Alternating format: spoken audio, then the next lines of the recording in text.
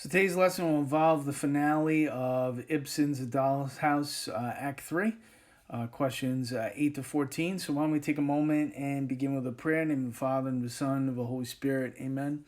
Hail Mary, full of grace, the Lord is with thee. Blessed art thou amongst women, and blessed is the fruit of thy womb, Jesus.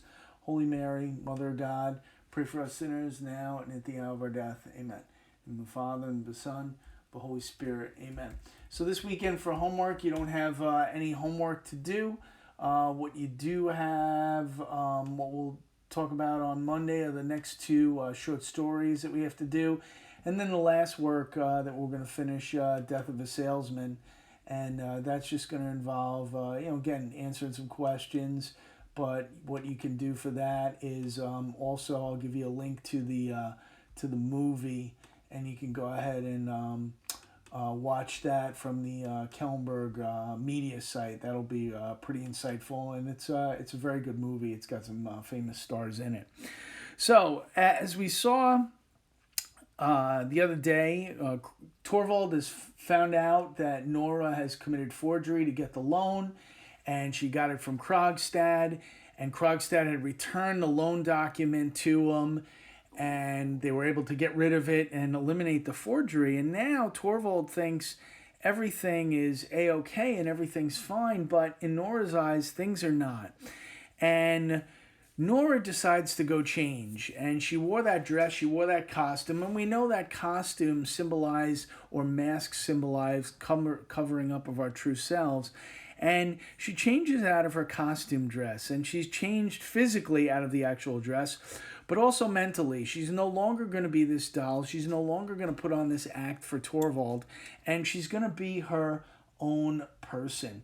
And she's changed into her everyday dress. And so when she returns, she becomes in charge of her own life, of the situation, and also in no longer becoming, as the title implies, a doll.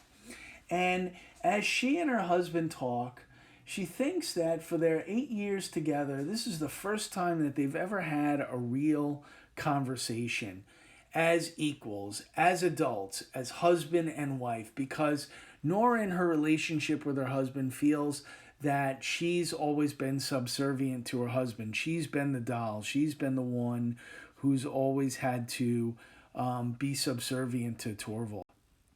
And she's also come to the realization here at the end of the play that her life is like being like a doll. First, she was her father's doll, and now she was Torvald's doll, for them to manipulate, for them to maneuver, for them to dress up.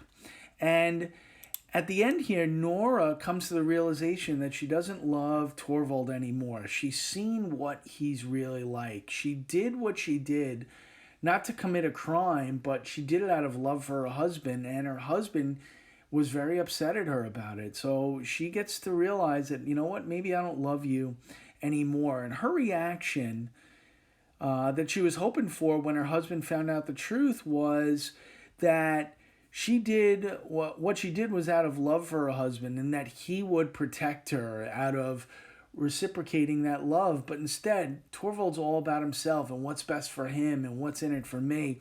So we can see that these two are direct opposites in their relationship. And if one thing you realize about this work is that opposites may attract, but eventually, if they don't get along, they can, repel one another. So Nora was hoping that Torvald would, protect her, and instead he protected himself. And Nora's realizing that she doesn't want to live with Torvald as she doesn't want any contact with her husband. She doesn't want any contact with the children. She has to make a clean break. And Torvald makes this desperate attempt to keep her at home. And she says, I don't want to live like brother and sister. We're supposed to be husband and wife, equals. And at the end here, she decides she's got to leave. I don't want any contact with you. I don't want any contact with the children. It's got to be a clean break. And the final sound of the play, besides her husband begging her to stay, is Nora walking out of their house and the door slamming. Not so much Nora slamming the door on purpose, but the door slamming behind them. And that sound is one of the most famous sounds in all of theater because Nora is closing the door on a chapter in her life, and she's closing the door on her family and on her husband. And for Ibsen to have a woman do this in a play is very shocking. And that's why this play was so revolutionary at the time, where women's rights were just getting started, barely even noticeable by anybody. And for Nora to take charge here at the end and say, I'm going out on my own because women had to rely on men for survival, and slamming the door on everything that's good in her life, a nice house, a husband, a family. That's why the ending of this play was so shocking. So at the end of the play, Nora leaves her husband and goes out on her own, and that's how the play ends. Okay? If you have any further questions about the play or any of the assignments, you can always email me. On Monday, we'll just talk about the short stories that we're going to have to do. I hope you have a nice weekend, and I'll talk to you on Monday. Stay healthy and stay safe.